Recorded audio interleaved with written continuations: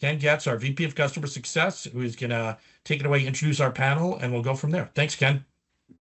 All right, great. Thanks, Tim. And I am thrilled to be here today. Thanks, everyone, for joining. As Tim mentioned, my name is Ken Goetz, and I have the privilege of running customer success here at athenahealth. And I can say with a lot of authority that we absolutely obsess over our customers. And a great example of that, and one of the things I think that makes Athena really special in our industry, is that every single client at Athena gets a customer success manager, regardless of their size. And those CSMs, they work tirelessly to help their customers adopt Athena, optimize Athena, and more importantly, to ensure our clients are getting the return on the investment that they've made in our software and services.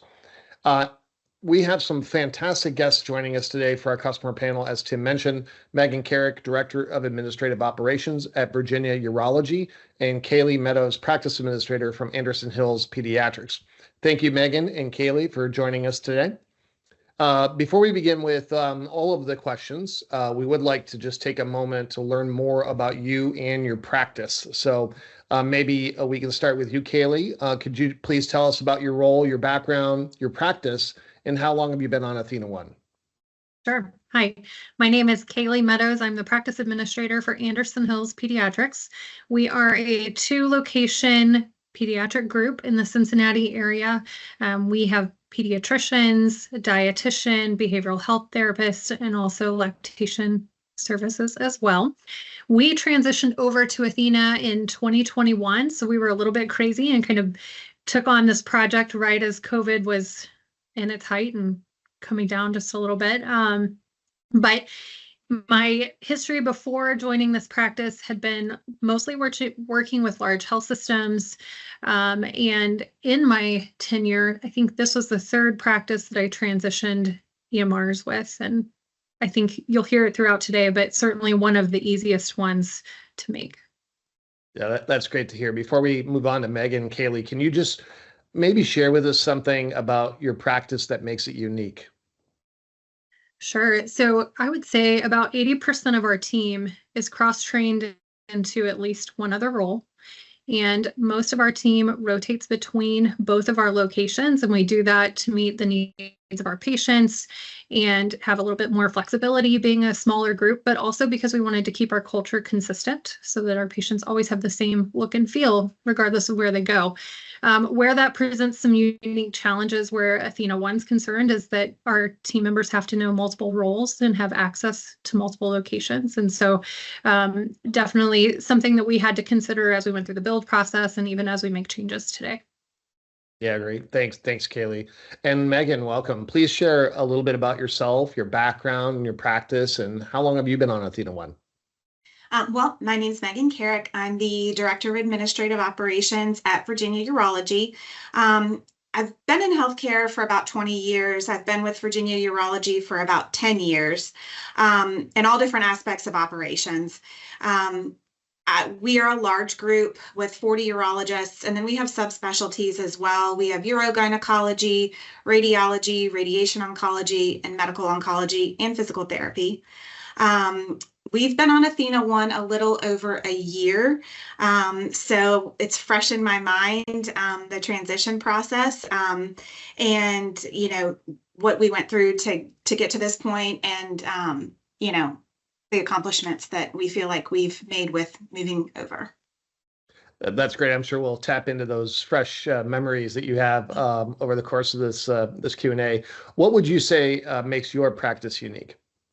We have, in addition to our 7 locations in Central Virginia, we also have our own ambulatory surgery center, plus advanced imaging on 2 sites. So we do PET CT, MRI, CT, ultrasound for our patients as well. So we try to be a one-stop shop. We kind of try to handle everything here at Virginia Urology.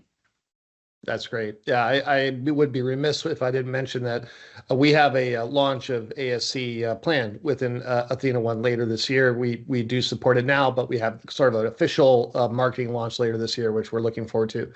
All right, well, I'd like to pivot into some of the different areas of interest. I think the first step would be the whole sort of decision-making conversion process at a high level. Megan, we'll start with you. What were the driving forces behind your decision to change systems, and how did you go about doing that? Was it a formal process? Did you look at other vendors? So we were on athenaPractice for a long time. It required a lot of manual work from our IT department. And we've had a lot of people that have been here that are at retirement age. And we knew we were losing a lot of institutional knowledge with being able to maintain athenaPractice. We knew we needed to make a change. We felt like we needed that I guess, a little bit more modernness to what we were doing. We did demo other vendors. We talked to other clients, both with athenaOne and other vendors that were similar in size to us and also what we offer, and being kind of a specialist group with subspecialties. We had a lot of vendors, and one of our big things was that we wanted to condense vendors. Me personally, that drove me absolutely nuts, having to coordinate with multiple vendors. We did of course, we did a pro forma just to see what we expected to see with our switch to athenaOne, our cost savings, increased revenue, our return on investment. Yeah, that sounds like a great approach. And I would just add that I agree completely, and it's a common complaint that I've heard from others in similar situations of all the different vendors they have to bring together in order to create a solution that works end to end, right? So investing in a platform that already has as much native technology as possible is definitely a huge advantage. Kaley, similar question for you. Why did you look at making the change? And I think I can echo so much of what Megan shared. And whenever Tim was explaining it earlier, he mentioned the Frankenstein system. And so that wasn't the driver from our perspective, but it was one of the pieces that we valued as we were determining which vendor, which EMR would be best for our practice. So similar to Megan, we were losing institutional knowledge. I specifically had one physician who had customized athenaPractice to a T and was retiring. And so we were trying to figure out what would we do with that transition. And then also from a technical perspective, we had servers coming to end of life and thought this seems like an outdated model. We should be moving more to the cloud-based approach. And so that was a big piece as well, just the retirement and then the need for either a server replacement or to jump into a cloud-based world kind of nudged us in a different direction and ultimately landed us here. Yeah, the cloud-based multi-tenant sort of framework and environment is, I think, prompted a lot of similar practices to make that same decision. Maybe we can talk just a little bit about your partnership with Athena during the process. So Megan, let's talk about onboarding. How did our teams collaborate with you ahead of go live and during the whole sort of implementation process? What worked well in onboarding and maybe what didn't work so well? So I do feel like just from the start, the onboarding team comes out and they visit you on site for a couple of days, and they kind of get to see your craziness. They get to see your workflows. How do you work through the office? What are your front desk teams doing? What are your physicians doing? What are your clinical teams doing? So they shadowed, and I felt like that was extremely helpful. It also, for me, it gave us an opportunity to really kind of connect on a personal level and put a face with a name. I mean, obviously we have video chat and all kinds of things, but it was nice to meet our team and know that, okay, these are the people you're going to be working with for the next, however many months. athenaOne sets up weekly calls and work streams that you kind of don't know at the beginning what you're getting into with those, but they become extremely helpful. You rely on them. I know that anything that we were tasked with doing in between those workflows or calls, we would come the next week with our questions if we didn't understand something. They walked us through any task or component of the project that we had any questions on. One thing that I do think in hindsight that would have been really helpful is for us to have done a deep dive in our workflows prior to starting the project, because it really kind of brings to light some of the what doesn't work. And I think had we been a little bit better prepared going into it, I think we would have had a better understanding.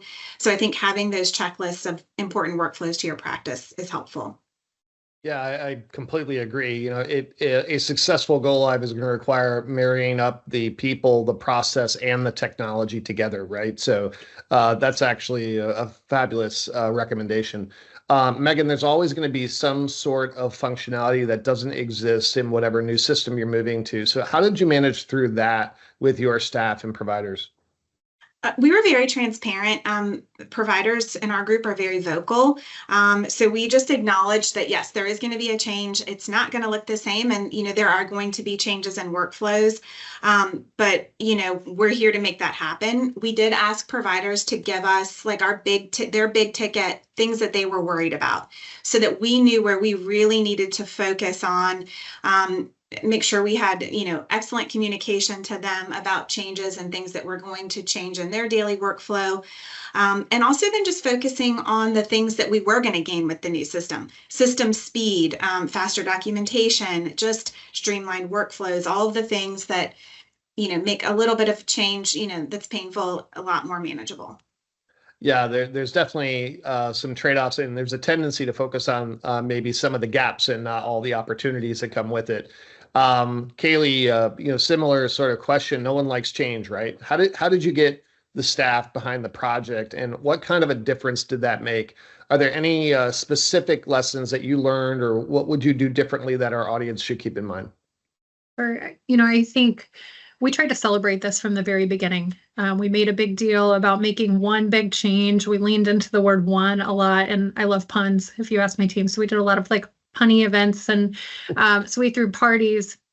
We had our team help do a t-shirt design contest to get our patients onto the portal once we went live, and tried to do some fun things that way. But I think the pieces that really drove the engagement and the ownership was calling for super users very early on in the process and making sure that every role was represented as we went through those weekly meetings, and letting them know, hey, maybe these are the pieces that don't work the way that we were used to, but is this going to be better? How can we make that work?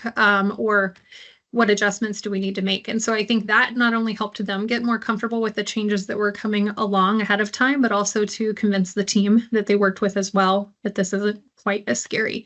When I look back, I think one of the things I wish we had paid a little more attention to is in our early onboarding discussions, athenaOne came to us and asked about our vision for what we expected this transition to be. And I think, echoing some of Megan's sentiment there, we were just like, we just are ready to make this change and accomplish, that server change and get a succession plan in place. But I don't think we spent as much time really driving towards or identifying what that vision would be early on. And so as you get to the tough decision points in the build where things maybe are going to work differently, or you need to redevelop or redesign a workflow, knowing exactly what you want out of the system and how you'd like it to work and leaning back on that vision was really helpful. So, yeah. And really knowing what your North Star KPI is, right, to help navigate those decisions. That's a great point. Let's pivot a little bit into the post-live experience. So you've gone live, right? And, those of us at Athena, we're here to support our customers. We want to work in partnership to help you find your greatest success. And so I mentioned earlier, customer success managers. We have a lot of resources available to our customers. The CSMs are sort of the quarterback once you're post-live. And so they're very critical to helping you achieve your success.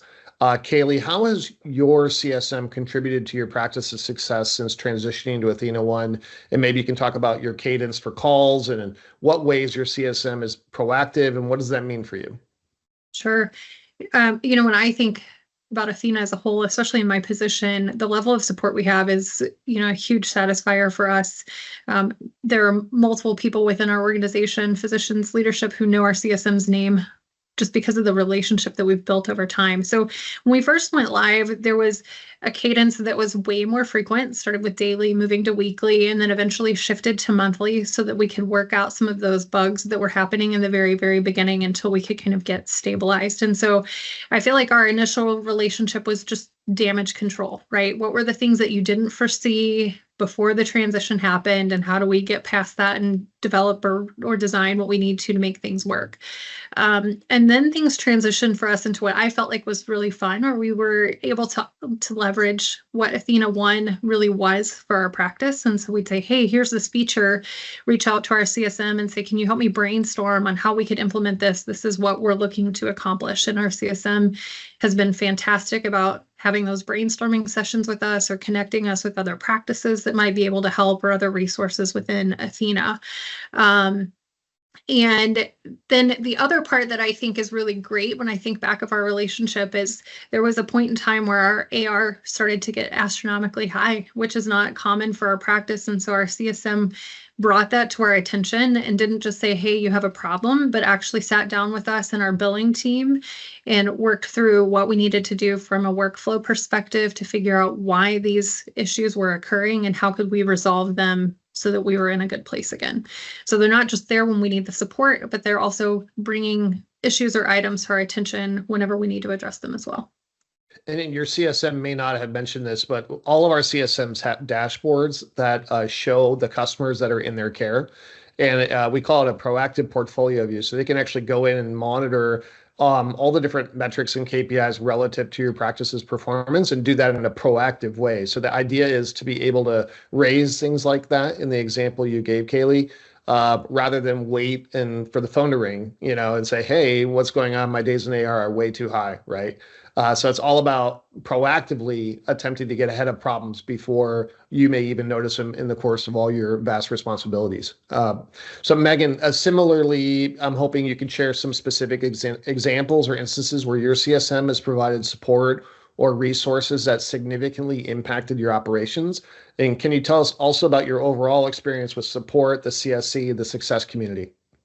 Sure. So our CSM obviously had athenaPractice experience, which was incredibly helpful because a lot of the terminology from athenaPractice was different than athenaOne. And so when we were talking about workflows and engaging with her on we used to send a flag, right? She was able to quickly understand what we meant and help us associate what we could be doing in athenaOne. So, just incredibly helpful. Our calls with her, I always look forward to them because she does bring us a lot of those insights and the reporting. If we have something that we need, I can just send her a quick email. She's on top of it. She is looking out for things that she thinks will benefit us. She sends, me betas and alphas and betas. She's like, I think you guys would do great with this. I reached out to her just the other day and asked her a handful of questions, and she was on it and just gets those answers to us. If I have a question about how we have something set up, she's always happy to take a look at, something. And she's just very responsive, brings in the right people when she thinks, we need somebody else or other expertise. And I just feel like she's been a great resource to connect me to other people within athenaOne as well. I use a lot of the support that athenaOne provides. The coaching sessions are phenomenal. It's a lot to take on as a practice. And so if for all at once you're learning to build new schedules and you've got to create new reports and all kinds of things, we've really engaged in coaching from, patient engagement, the clinical coaching, and the reporting coaching, rev cycle coaching. And actually today I had a question about a schedule builder and I reached out to our coach and she responded within an hour. It's just kind of amazing that you have a question, you can send your question and you get a real person who's looking at your table space and answering your question. I love the success community. I love just everything that athenaOne puts at the customer's fingertips. I like to try to do a deep dive and find my own information first, and it's just all there for you. Yeah, when I think about the support, the word that comes to mind for me is really ecosystem, right? So we have, of course, a support organization we call the CSC, and we have also your CSM, but there's a lot of other resources. You mentioned CAT's our coaching program. We have a great training department that has all kinds of, fabulous materials. So it's a whole ecosystem of support. And one of those areas of support is our user groups. And so, Megan, tell us, have you been able to take advantage of those user groups? Yeah, I'm in several. I'm sure people are tired of seeing my name pop up, but they're so helpful. You get to connect with peers who either have, similar specialties or similar size groups or similar interests, and just being able to listen to either their ideas and ways that they are using the system that you may not have thought about to solve problems that maybe you're experiencing. It's a great way to connect for new things that are being rolled out. Enhanced self check-in was one of them, in the patient engagement user group, and just being able to talk through workflows and how you're going to put this into place has been so valuable. And Kaley, a similar question for you. Tell us about your experience with user groups.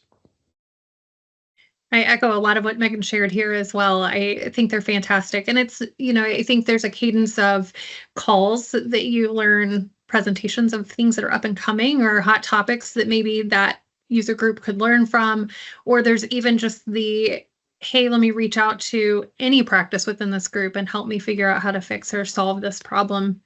I think for us, one of the examples that comes to mind of where this has been incredibly valuable is we sat on an Athena Kids call that was about storing a credit card on file. We were struggling at the time with our patients paying their bills timely, and driving up that self-pay balance. And so the presentation was fantastic. The individual who gave that presentation met with us on the side and not only walked through their workflows in more detail, but even shared some of their go live preparation or documents for that transition, and made that way smoother than if we had done it on our own, and took some pressure off our CSM and some of the other pieces of Athena as well, right? But now we see over 80% of our patients coming in have a credit card stored on file, and they don't think twice to something that we felt like was a little bit scary to tackle. Yeah, that's a great story. Before we get off the topic of customer success manager, I just want to echo something you said earlier about the CSM support, and specifically the fact that we have a CSM who speaks both athenaOne language and athenaPractice language, and we do that by design to ensure that we can be able to speak the language and use the terminology that's reflective of both systems. So that has been a huge help for a lot of customers as they make that transition from, old to new.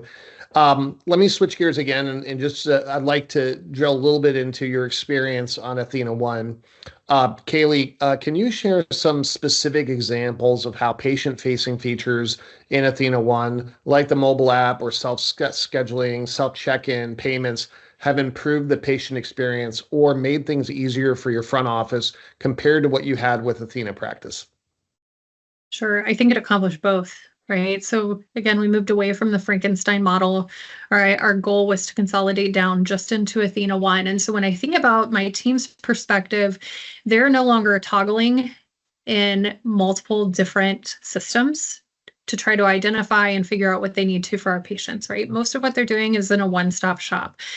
We've gained a lot of efficiencies from that, not only in their day-to-day to improve their general satisfaction, but also we found over time as we had staff leaving and just through natural attrition that we didn't need to replace positions in some of the same places we had before, right? So our patients utilize self-scheduling tremendously. I used to have doubled the amount of staff I do now, handling phone calls to schedule those appointments for our patients.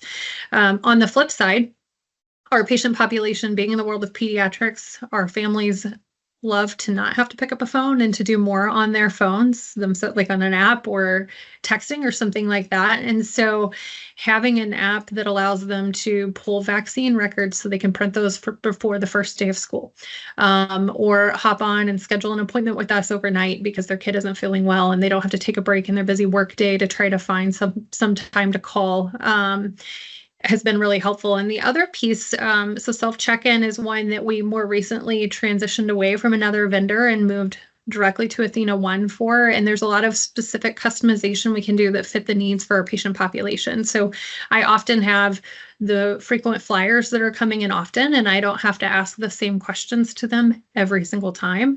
I also have the mom showing up and bringing all 3 sick kids with her to the visit. And so they don't love answering the same questions 3 times. So being able to adjust and consolidate so that we get the information we need from our families, but do it in a way that's a little more satisfactory for them. I don't know how you can have it so convenient that all 3 of your kids are sick at the same time. That's probably as much as we hate our children to be sick, right? If they're going to get sick, best to do it all at the same time. So you had mentioned before that you found creative ways to use campaigns. Can you share a few examples of how you use those? Sure. We use campaigns constantly. So one kind of unique case, we had given out formula samples to several different patients over the course of a couple of weeks that then were recalled This is a bit ago, but we were able to quickly create a campaign and tag off of our patients that had previously been seen and send out a communication about that recall and potentially impacting them specifically without it requiring much time and effort on our end.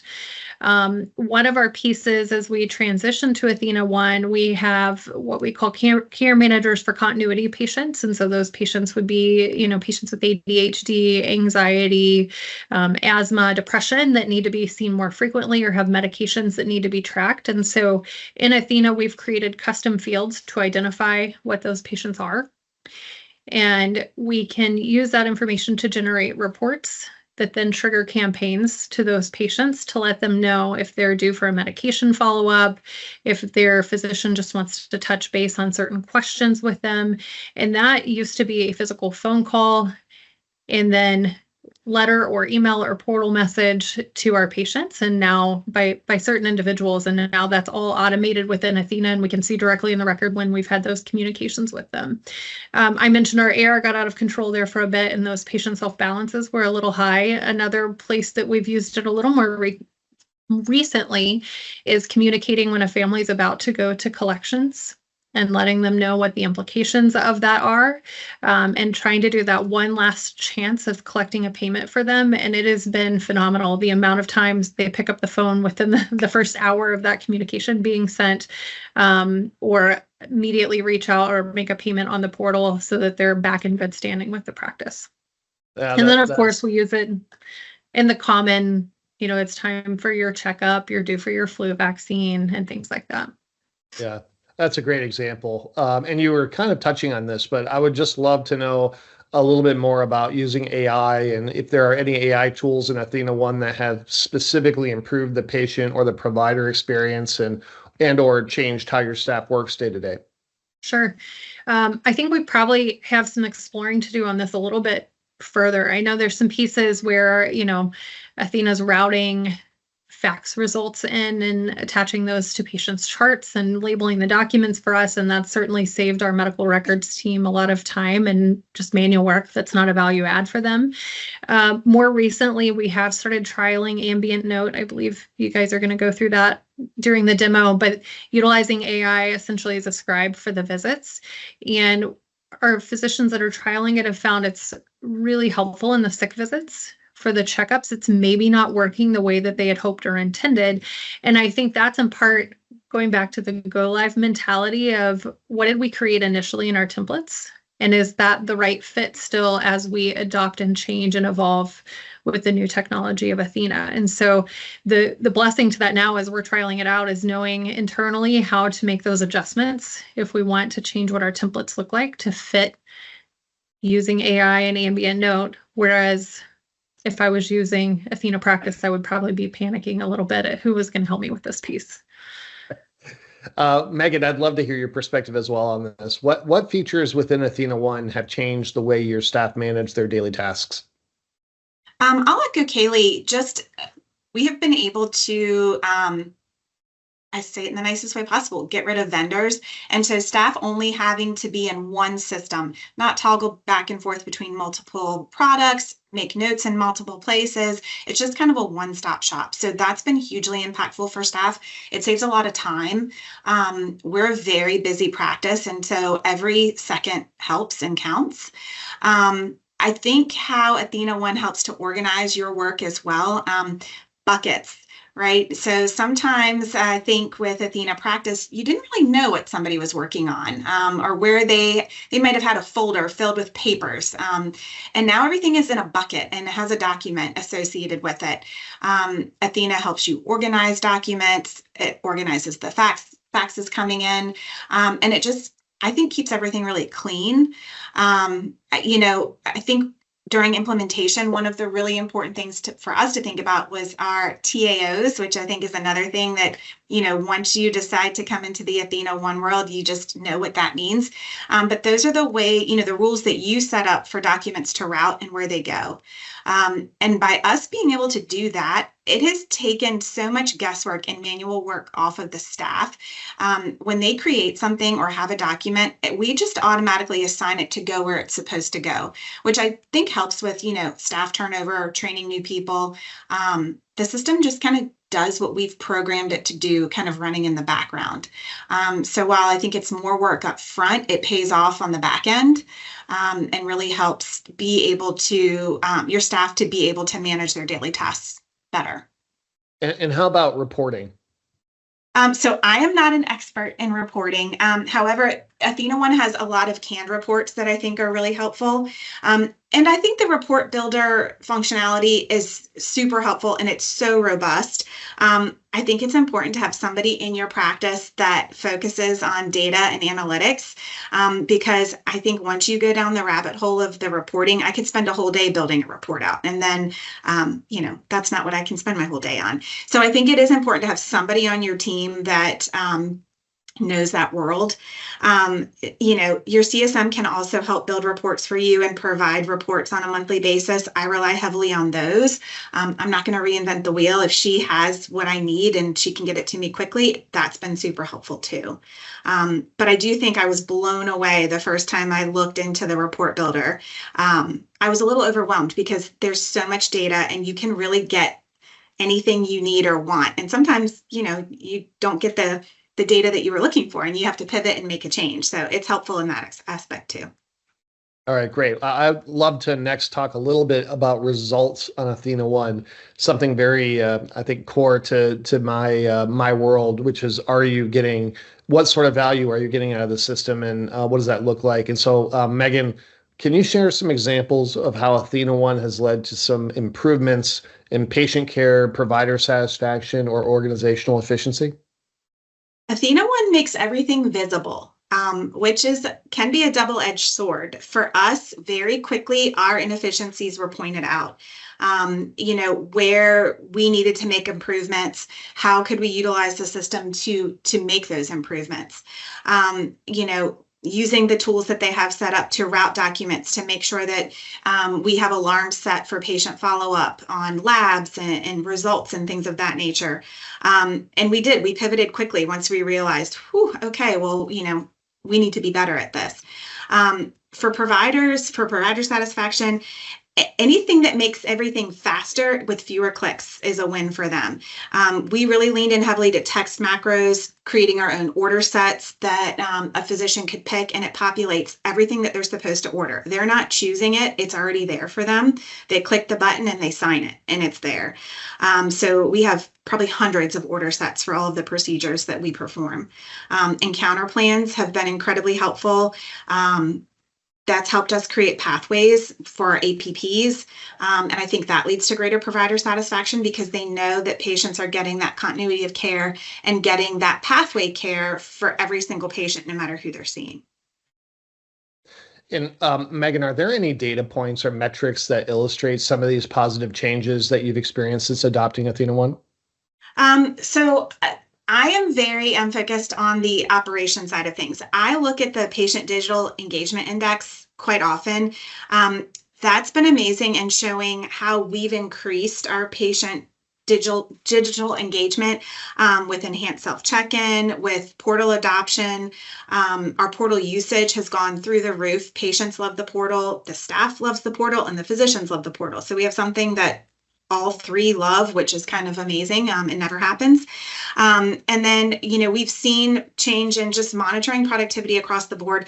I rely heavily on the clinical inbox, which I know is not an official report, but at a high level overview, every day I can see who's doing what they're supposed to be doing and who isn't. And it gives me a quick way to kind of reach out and say, hey, look, I noticed this is going on. What can I do to help? What's going on? Is something wrong? So it's just another way to monitor those, day-to-day functions. And Kaley, how does the data that's available in athenaOne support your operations? And can you provide some examples of that? Sure. I think Megan touched on one of the areas we go into quite a bit, which is the Insights dashboard. And I admittedly didn't use this too much in the beginning. It's just as I've gotten more comfortable or learned what we were working towards that it became more and more valuable. So it's broken down into the patient engagement or patient experience side of things that she alluded to.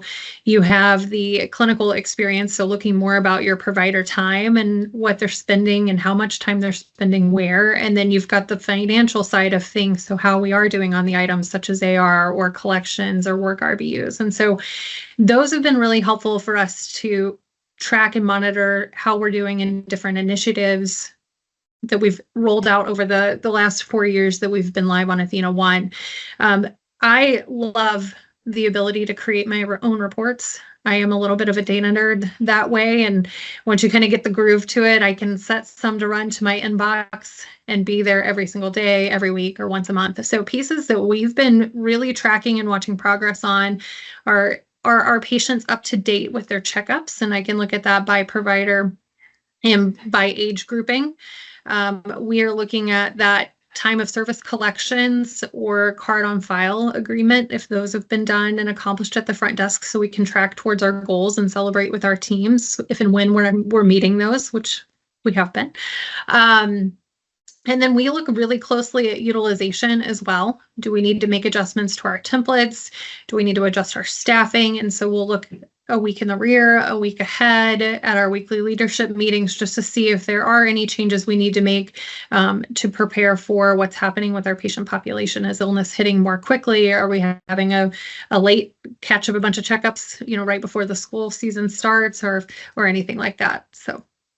You mentioned the Insights Executive Dashboard. One of the things I really like about our philosophy there is it's not just metric delivery. It's not just a bunch of data we throw at you, but rather it's our philosophy is to provide the narratives that go along with it, right? And that helps, I think, practices to be able to get more of a normative view of okay, what does this data actually mean and how is it actionable in my practice, right? So that's our philosophy behind those dashboards. It's not just to throw data at you and overwhelm you, but rather to shape the data into a narrative that makes it actionable at the practice level. Megan, switching gears a bit, how do you view the value of the marketplace at a high level? How has the marketplace supported your organization?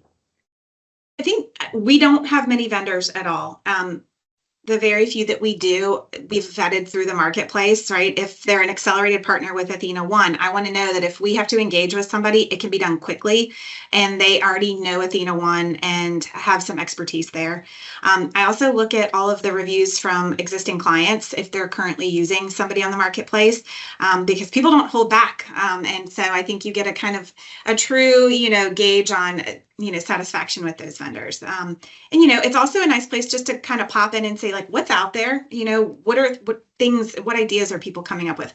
What is something that we're not thinking of? So, I just try to peruse it every now and then, and just another tool. Yeah, I think we have time for a few more questions before we go to the Q&A. So let me ask you, Kaley, how has the transition to athenaOne helped address issues of burnout among your staff and providers?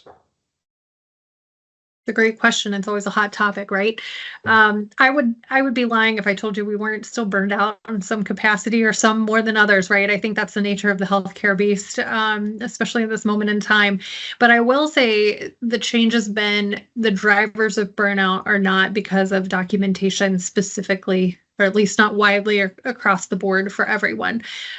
What I loved about this transition for us is we were able to set the parameters and say, this is loosely what we expect to be in every single visit note. But the way that you get there, you have some flexibility with, right? So if you want to utilize ambient note and that makes you happier and you spend less time, go for it. If you are somebody who wants to make sure it says exactly what you want it to say, but you love text macros and we can put those together with you so that you can move through that quickly in your visits and not, type slowly to get everything you need, then let's move forward with that. And I think, as you move during this transition period, as you officially get to the go live phase, there's an opportunity for provider training. And I know it's hard sometimes to get those providers to the table and actually get them to take part in the training, but whenever they do, I think it's been incredibly helpful for them understanding not only how the system works, but how they can leverage it in a way that meets their needs. And the one thing that I remember feeling like we did it was we interviewed a new physician candidate, and the candidate asked which EMR we were on, and the physicians were gung-ho excited to tell her that we were with athenaOne and the pieces that they loved about it, and we're selling it to the physician that was interviewing. So that said a lot, I think, to me internally, of all right, we made the right decision as we were coming out of that initial onboarding phase. Yeah, that's a great story. Actually, there's a number of MSO type organizations that this is one of their key differentiators is that, hey, if if you're part of our organization, you get to use Athena, and that's a selling point, which is great. Megan, similar question for you on burnout. What specific features or support have you found most effective in reducing the stress and improving the work-life balance for your team? There's so many things that you can automate with athenaOne that prior to us making that move were manual tasks. Faxing. I think we had a whole department that handled faxes, and now faxes are just automated and they go where they need to go and they have the correct label. So we were able to reallocate those team members to do other tasks. We've automated obviously all of our reminder calls, texts, and emails. We don't have anybody physically doing that or pushing text messages or making phone calls. We automate, when we close a schedule at the last minute, whether it's for physician illness or whether, we're able to close it, push a button, it sends all the messages out to patients, letting them know, we've closed for weather or we've closed because the provider is out unexpectedly. That used to mean hundreds of phone calls, at 7 a.m. going out to patients. So the staff feels so much less stressed now because they're able to focus on the patient in front of them versus, making all these outgoing phone calls, not reaching patients. athenaOne is going to reach the patient. You're getting a text, an email, and a phone call. So you're going to get that patient. And it's all happening behind the scenes. So I think that's made a huge difference in their workday. And I do feel like they're able to really focus on the patient in front of them, which fills their bucket. They don't want to make phone calls and just do administrative tasks. They want to connect with the patient. So I think that's helped a lot with their happiness in their daily, day-to-day activities. Yeah, that's great. That's great. Well, thank you both for your thoughtful responses. Please stay with us for just a few more minutes as we shift into our Q&A segment. And Tim, I'll invite you to rejoin us now and help us guide the Q&A. Look at that. Here I am magically, Ken. Awesome. So great discussion so far. There are a few questions here. And Kaley, I'm going to start with you. There's a question here about provider experience. Can you just talk a little bit about, you said your docs loved it and they were selling it to, the new doc, but just expand a little bit more about the provider experience, would you? Sure. I think when I look back over this started before we made the transition to athenaOne in general. So we were able to meet with another pediatrician who was utilizing the system ahead of time and give them an opportunity to talk through some of the workflows and challenges that they thought this might entail and just get a little more of a real view. As we transitioned to our onboarding phase, again, we had physicians that were very much a key part in what our development and design and workflows looked like. And some of the pieces they were used to doing in athenaPractice certainly changed with athenaOne, some of that for the better and some of that just a little bit of a learning curve.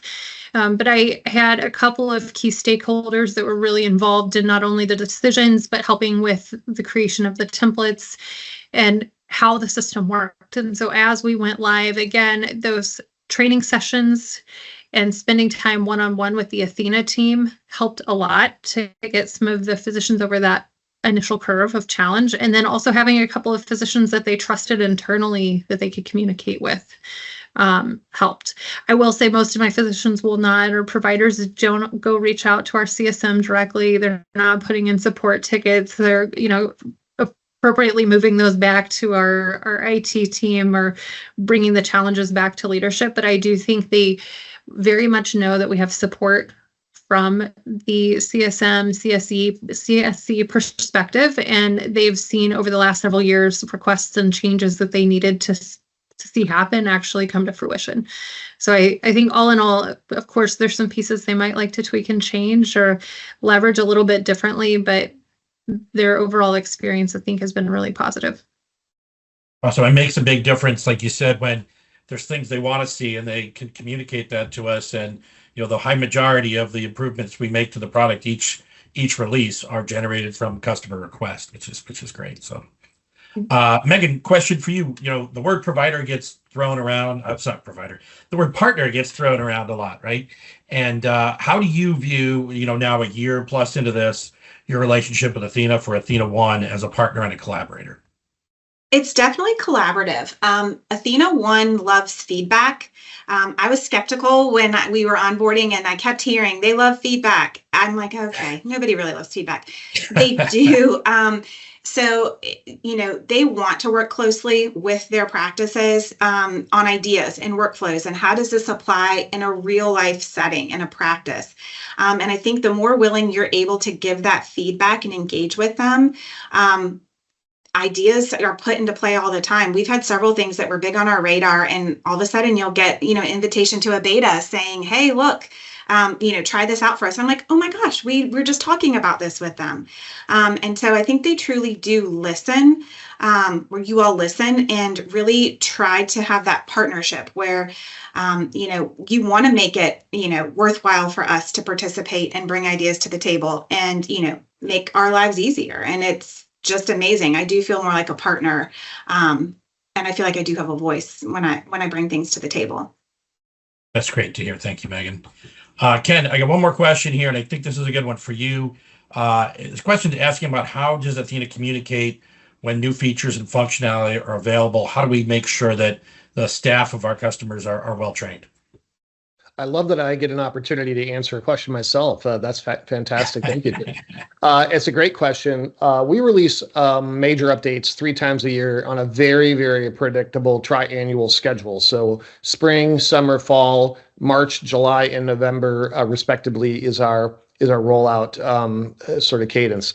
At least 1 month prior to the release of new functionality, we publish something we call the Release Center, and it provides a bunch of in-depth details, video guides, and stuff that talk about all the upcoming changes. It's sortable by staff position, who might, based on how much they might be affected by the change, the products that are being updated, the level of change management or training that might be required for each update. So it's really comprehensive. For the really, really heavy changes that require maybe more change management, we send automated emails to practice staff who have been listed as being responsible for training to make sure that they're aware of upcoming changes and resources that are available. In addition to that, we also during the releases, we hold release walkthrough webinars to highlight key features that all Athena clients are able to attend and watch on demand. Our CSMs also are provided with training and user guides, which they then can curate and for their clients to share with staff as part of their regular touch points. So that's also something CSMs do. And our user groups will also typically highlight and cover upcoming specialty specific changes and new functionality. Lastly, one really cool thing we do about 10 business days before the release, our clients are able to actually begin testing some of these key features in a preview environment. So they're able to actually ensure that they're comfortable with the changes or even make their own training videos for a more personalized approach for their practice. So there's probably a lot more I could say on that subject, but hopefully that gives a bit of an answer to the question. Tim, I think we just have a few more minutes left before we wrap up, and so maybe I can ask our panelists one last question, and that question is, what is the best advice that you could give to other Athena Practice customers as they consider making this critical change to their business? So Megan, why don't you go first, and then Kaley? I will echo something Kaley said earlier with making sure that you have somebody from each position or workflow or department on your team involved in the project from the get-go. I think then you do get a comprehensive look at what the entire practice needs. Nobody's getting left out. You're looking at every role in the practice that's going to be affected by this change. And they're your cheerleaders, they're your super users, and you're getting them on board. And it really is a collaboration amongst your team to make sure that you're doing everything you can to make it successful. Great. Kaley? So I once heard this wise other athenaOne user who had said, fail fabulously. And I love it. And I think it encapsulates this whole process so well. No matter how much pre-work you're doing and what you're putting into the onboarding process, there is going to be something you didn't think of, or some wild patient experience or encounter hit you within those first couple of weeks, months, or even that first year of the go live process. And I think understanding that there will be pieces that you didn't think of, parts that are outside of your control, regardless of how much planning you did. And being able to adapt to the change is going to be huge and key for the success of, your organization or your practice as you move forward. So don't get down on the times when things don't go exactly as you had planned. Just embrace it and know that honestly, for me, one of the most fun parts has been how do we keep tweaking and leveraging the system to make it even better than it was the day before. I love that. That's a fantastic gem, especially for those of us who are great at failure. But every failure is actually a victory, right? Because you learn something in the process. Thank you, Megan. Thank you, Kaley, for your thoughtful responses. It really was a pleasure to have you join us today for our panel.